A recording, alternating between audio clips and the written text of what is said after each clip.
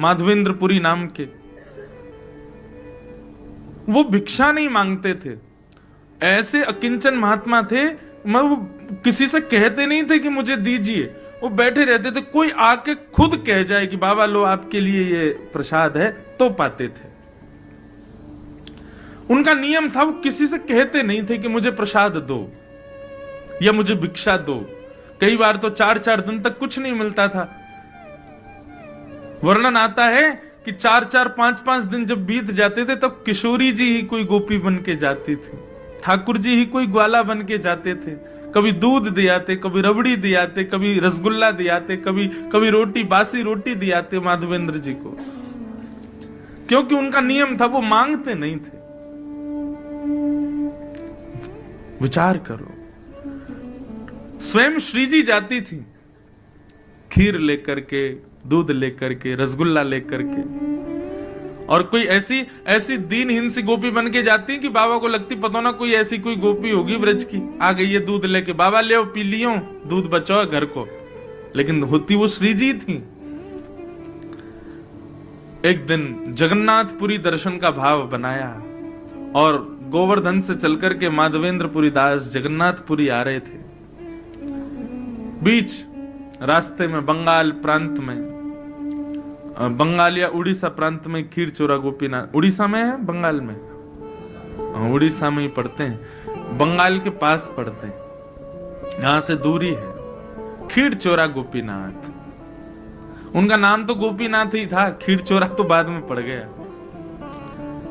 तो आज तक नियम है कि वहां 12 कुल्हड़ों में श्री गोपीनाथ जी को खीर का भोग लगता था, और जो मनोरथी भोग लगवाते थे सारा भोग उन्हीं को बांट दिया जाता था। माधवेंद्रपुरी जी जब दर्शन करने के लिए गए तो श्री गोपीनाथ जी का दर्शन किया। रात्रि शयन में 12 कुल्हड़ खीर का भोग रखा था। अब माधवेंद्र जी का स्वभाव नहीं था मांगने का कि प्रसाद भी ऐसे हाथ के, कोई पुजारी खुद ही कहते आओ प्रसाद ले जाओ तो ही मांगते लेते थे, अपने आप नहीं कहते थे। 3-4 दिन से सफर कर रहे भूखे प्यासे, गोपीनाथ जी के सामने जाके खूब नृत्य किया। पुजारी जी ने सारे मनोरथियों में खीर बांट दी, और खीर बांटने के बाद में मंदिर बंद कर दिया। माधवेंद्रपुरी जी भी वहां से प्रस्थान कर गए, बेचारे भूखे प्यासे। एक वृक्ष के नीचे जाकर के बैठ गए, भजन कर रहे थे ठाकुर जी का, लेकिन भजन करते करते बार बार नेत्र खुल जाए, बार बार भजन रुक जाए। क्यों? भूख लग रही थी, लेकिन बोल सकते नहीं किसी से। गर्भगृह में बैठे गोपीनाथ जी को चैन नहीं आ रहा है, और गोपीनाथ जी सीधे पुजारी के स्वप्न में पहुंच गए और बोले कि मेरे एक परम भक्त माधवेंद्रपुरी आए हैं, वो बहुत तेज भूख लगी है उनको कुछ पवाओ। पुजारी जी बोले क्या पवाएं, इतनी रात्रि का समय? बोले हमारा 12 कुल्हड़ का भोग लगता है खीर का। बोले हाँ, उसमें से एक खीर भोग बचा है, वही दिया। बोले कुछ नहीं बचा, मैंने सब बांट दिया मनोरथियों में। बोले तुमने 11 कुल्हड़ी बांटे हैं, 12वां कुल्हड़ हमने छुपा लिया था अपनी जेब में। मंदिर आओ, खोलो, हमारे विग्रह के गोजा में आकर के, गोजा बोलते हैं जेब को, बोले हमारे जेब में आकर के देखो एक कुल्हड़ रखा है छुपा हुआ है। पुजारी जी के नेत्र खुले, स्नान किया, अर्धरात्रि में ठाकुर जी का विग्रह गर्भगृह खोल करके जैसे भीतर प्रवेश किया, ठाकुर जी के गोजा में जैसे हाथ डाला, सोई कुल्हड़ में खीर रखी। तब पुजारी जी बोले वाह रे खीर चोरा, खीर चुरा ली, अपनी प्रसाद की खीर चुरा ली अपने वैष्णव के लिए। और जाकर के पुजारी जी ने वो खीर बाबा को दी। बाबा बोले रात में 3 बजे पुजारी जी आप कैसे?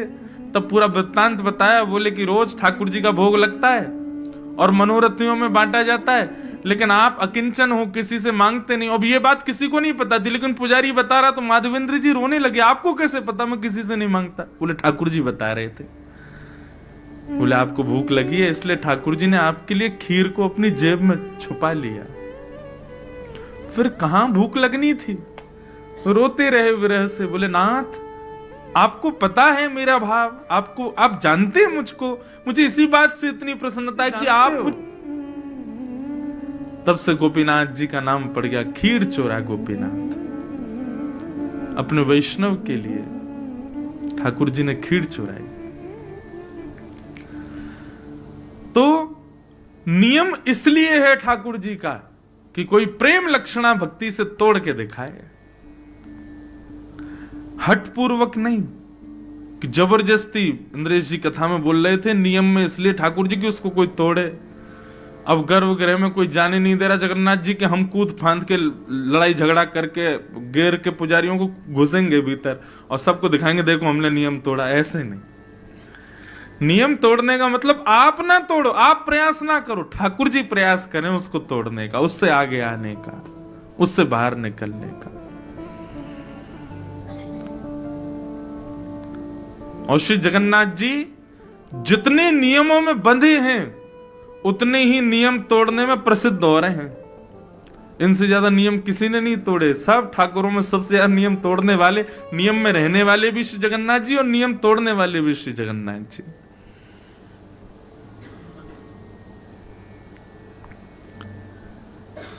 ऐसे प्रेम स्वरूप साक्षात प्रेम के विग्रह श्री जगन्नाथ जी को हम बारंबार प्रणाम करते हैं।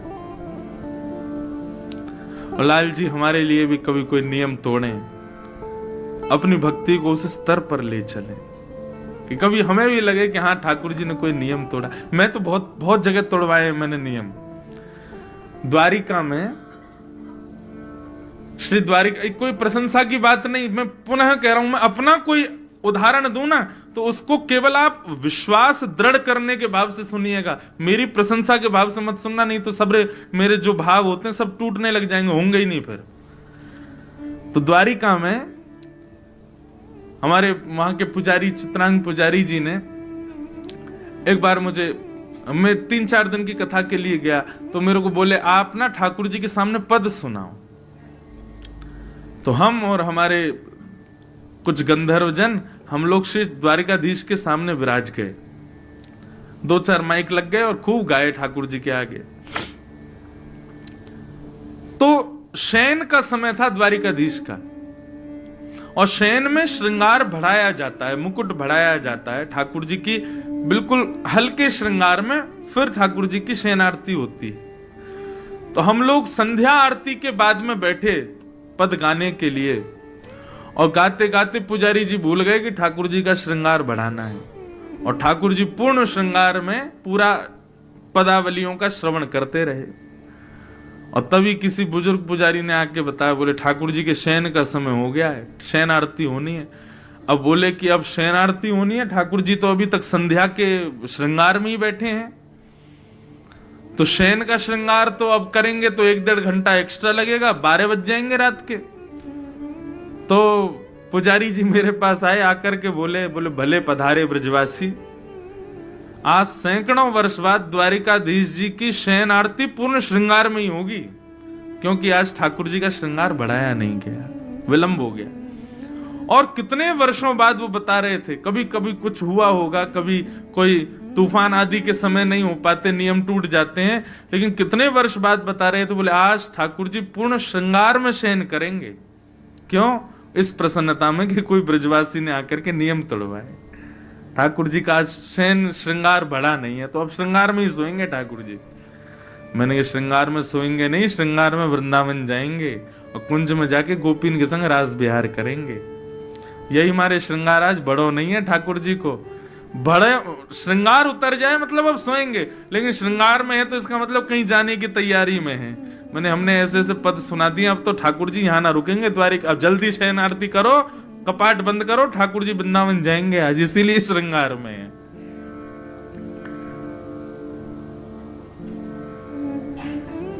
प्रेम लक्षणा भक्ति प्रकट तो करे कोई।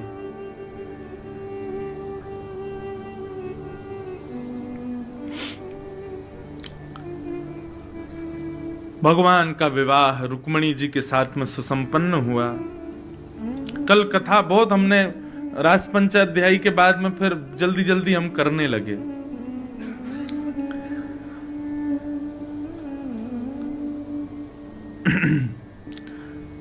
क्योंकि फिर मन में भाव आता है कि ज्यादा विलंब तक चलने वाला प्रसंग कहेंगे तो फिर जो क्रम के कुछ कल अतिथिगण आए थे फिर वो संभव नहीं हो पाता। मैं फिर उस भाव समाधि में पहुंच जाता, भाव साम्राज्य में आपको भी ले जाता कि ना आप उससे निकल पाते ना मैं, तो इसलिए फिर हम शीघ्र शीघ्र कह करके आगे बढ़े। तो कल रुक्मणी जी का सुंदर विवाह प्रसंग भी यहां हुआ। रुक्मणी जी के साथ में ठाकुर जी का विवाह हुआ, तो प्रश्न उठता है किशोरी जी के साथ क्यों नहीं हुआ? हमारी श्री राधा रानी। बंधुओं देखो, आप स्वयं से प्रेम करते हो, आप स्वयं से अत्यंत स्नेह करते हो, लेकिन स्नेह का तात्पर्य हमेशा विवाह नहीं होता। प्रेम का सदैव प्रतिफल विवाह नहीं होता। हम स्वयं को प्रतिबिंब में देख करके बड़े प्रसन्न होते हैं, अरे वाह कितने सुंदर लग रहे हैं हम, लेकिन उसके बाद भी अपने प्रतिबिंब से विवाह नहीं कर सकते। प्रेम कर सकते हैं। ऐसे ही श्री जगन्नाथ जी का प्रतिबिंब है किशोरी जी, हमारे द्वारिकाधीश का प्रतिबिंब है किशोरी जी, श्री वृंदावन बिहारी लाल का प्रतिबिंब है श्री राधा रानी। और प्रतिबिंब से स्नेह हो सकता है, प्रेम हो सकता है, विवाह संभव नहीं। विवाह के लिए विलग व्यक्ति का होना जरूरी है, अलग व्यक्ति का हमारे सामने होना जरूरी है।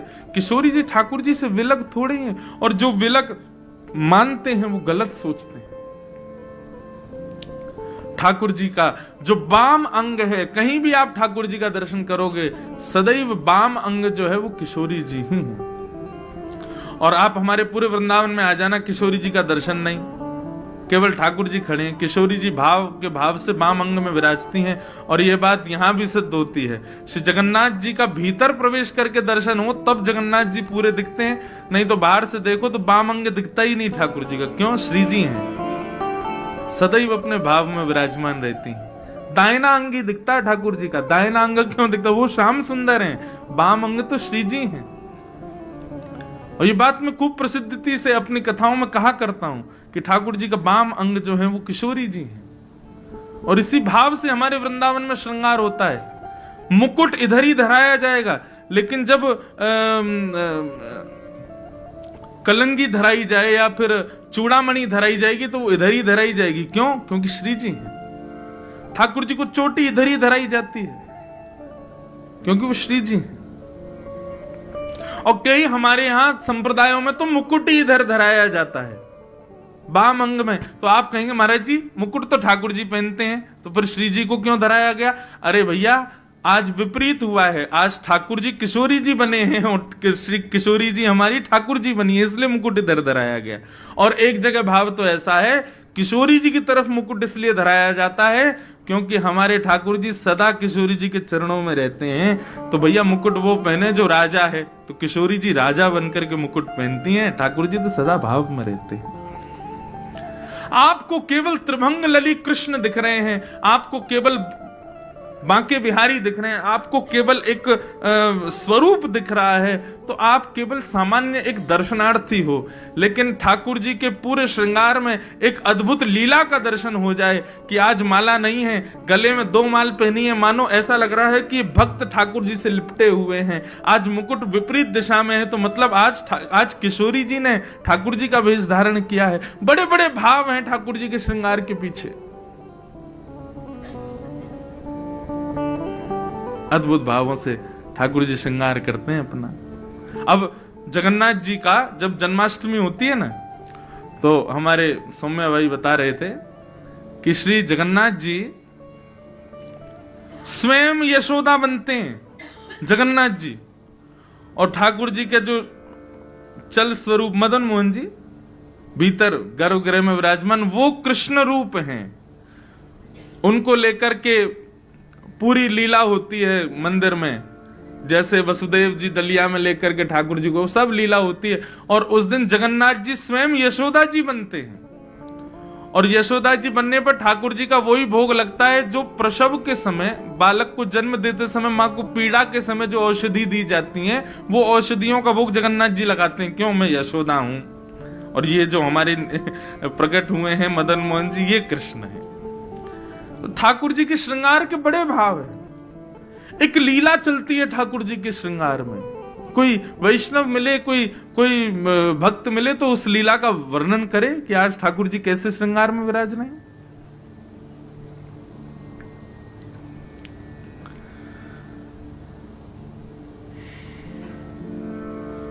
तो किशोरी जी से विवाह इसलिए नहीं हुआ क्योंकि कोई विलग नहीं है। राधा कृष्ण स्वरूपाम्बै कृष्णम राधा स्वरूपिणम कलात्मानं निकुंजस्थम गुरु रूपम सदा भजे। दोनों में कोई अंतर नहीं,